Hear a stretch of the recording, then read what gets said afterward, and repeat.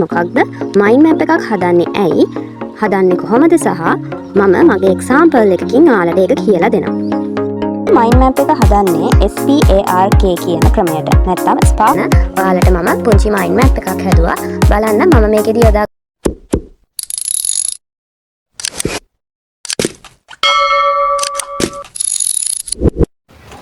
අද මට හිතුණා මමත් මගේ මතක ශක්තිය වැඩි කරගන්න ගොඩක් යූස් කරපු මයින්ඩ් මැප්ස් ගැන ඔයාලට කියලා දෙන්න. ඔයා දැන් ඉන්නේ මොකක් හරි එක්සෑම් එකකට පාඩම් කරන ගමන් වෙන්නේ නැති. හැබැයි කරුණු ගොඩක් මතක තියාගන්න එක හරි අමාරු වැඩක් නේද? ඉතින් අද අපි කතා කරන්න යන්නේ අපේ ඔළුවේ තියෙන හැම දෙයක්ම හරිම ලස්සනට සහ පිළිවෙලට එකම කොලයකට ගන්න පුළුවන් හොඳම ක්‍රමයක් ගැන. ඒ තමයි මයින්ඩ් මැප්. අද වීඩියෝ එකෙන් අපි ඉගෙන ගන්නවා මයින්ඩ් මැප් එකක් කියන්නේ මොකක්ද? මයින්ඩ් මැප් එකක් හදන්නේ ඇයි? හදන්නේ කොහොමද සහ මම මගේ එක්සාම්පල් එකකින් ඔයාලට ඒක කියලා දෙනවා.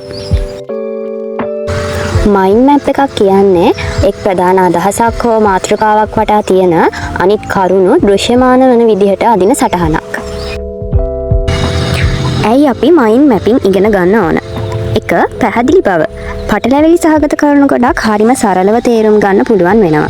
2. නිර්මාණශීලීත්වය. අලුත් අදහසක් ගොඩනගන්න අපේ මොළයට උදව් කරනවා. 3. මතක ශක්තිය. මේ වගේ රූප සටහනක් ඇඳහම අපේ මතකයේ කරුණු ගොඩකල් රැඳෙනවා. දැන් අපි බලමු මයින්ඩ් මැප් නිවැරදිව හදන්නේ කොහොමද කියලා.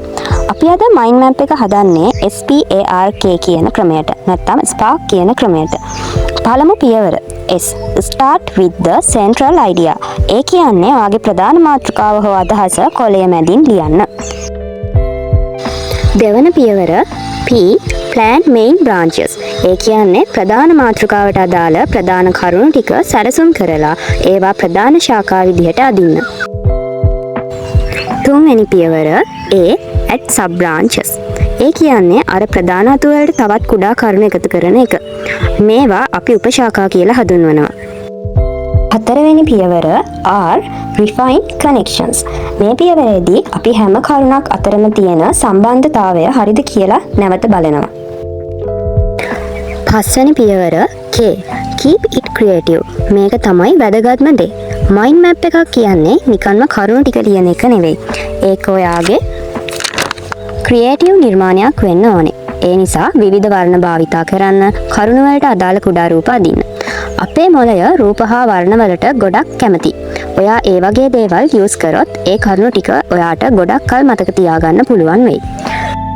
මේක තවත් පැහැදිලි කරගන්න ඔයාලට මම පුංචි මයින්ඩ් මැප් එකක් හැදුවා. බලන්න මම මේකෙදි යොදාගත්ත මාතෘකාව තමයි ශාකවල ප්‍රධාන ජෛව ක්‍රියාවලි කියන ප්‍රධාන මාතෘකාව.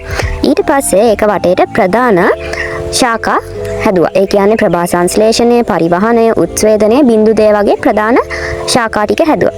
ඊට පස්සේ ප්‍රධාන ශාඛා වලට අනුව උපශාඛා හැදුවා. ඒ කියන්නේ ප්‍රභා සංශ්ලේෂණීය උපශාඛා ටික තමයි ප්‍රභා සංශ්ලේෂණය හැදින්වීම, ප්‍රභා සංශ්ලේෂණයට අවශ්‍ය සාධක, ප්‍රභා සංශ්ලේෂණයේ රසායනික සමීකරණ, ප්‍රභා සංශ්ලේෂණයේ තිබ්බ පරීක්ෂා දෙක. ඒ කියන්නේ පත්‍රවල පිෂ්ඨය තියනවාද කියලා පරීක්ෂා කරන එක. ඊට පස්සේ ඔක්සිජන් වායුව හැදෙන එක පරීක්ෂා කරන එක. ඊට පස්සේ ප්‍රභා සංශ්ලේෂණයේ වැදගත්කම්. මේ වගේම පරිවහනය, උත්සේදනය, බිඳු දේ කියන ඒවටත් උපශාඛා එකතු කරලා තියෙනවා. පරිවහනය ගත්තොත් විසරණය, ආශ්‍රිතය, ස්කන්ධ ප්‍රවාහය කියන උපශාඛා, උත්සේදනය ගත්තොත් හැදින්වීම, පරීක්ෂණ ඒ උපශාඛා එකතු කරලා තියෙනවා. ඔයාලට පේනවා ඇති මේ මයින්ඩ් මැප් එක හදද්දී මම ප්‍රධාන අදහසට වෙන පාටකුත්, ප්‍රධාන කරුණු වලට වෙන පාටකුත්, උපශාඛා වලට වෙන පාටකුත් යොදාගෙන තියෙනවා. ඉතින් ඔයාලටත් පුළුවන් මේ වගේ මයින්ඩ් මැප් එකක් හදනකොට එක පාට යොදා ගන්න, ඒ වගේම එක රූප යොදා ගන්න. පොඩියට හරි රූප යොදා ගන්න එක ගොඩක් වැදගත්. මොකද අපිට රූපේ දැක්කහම ඒ කරුණ මතක් වෙනවා. මම නම් මෙතන ගොඩක් රූප පාවිච්චි කරලා නැහැ. හැබැයි ඔයාලා මයින්ඩ් මැප් හදනකොට රූප අනිවාර්යෙන් පාවිච්චි කරන්න. හරි. අපි දැන් බලමු අපි ඉගෙන ගත්ත දේ සමරි එක. අපි අද ඉගෙන ගත්තේ මයින්ඩ් මැපින් ගැන. මයින්ඩ් මැපින් කරන්නේ ඇයි? ඒකේ වැදගත්කම මොනවාද? ඒ වගේම SPARK කියන ක්‍රමයට අපි මයින්ඩ් මැප් එකක් පියවරෙන් පියවර හදන විදිය ඉගෙන ගත්තා. ඒ වගේම මම හිතනවා මම ඔයාලට ගෙනාපු උදාහරණයෙන් ඔයාලට මයින්ඩ් මැප් කියන එක තවදුරටත් ගොඩක් පැහැදිලි වෙන්න ඇති කියලා. මම හිතනවා දැන් ඔයාලටත් ලස්සනට මයින්ඩ් මැප් එකක් හදාගන්න පුළුවන් ඇති කියලා. ඉතින් මම අද මේ වීඩියෝ එක මෙතනින් ඉවර කරනවා. තවත් ස්ටඩි ටිප්ස් වීඩියෝ එකකින් ආලව හමු වෙන්න බලාපොරොත්තු වෙයි. ඒ වගේම මගේ channel එකත් subscribe කරන්න කියලා ආදරෙන් ඉල්ලනවා.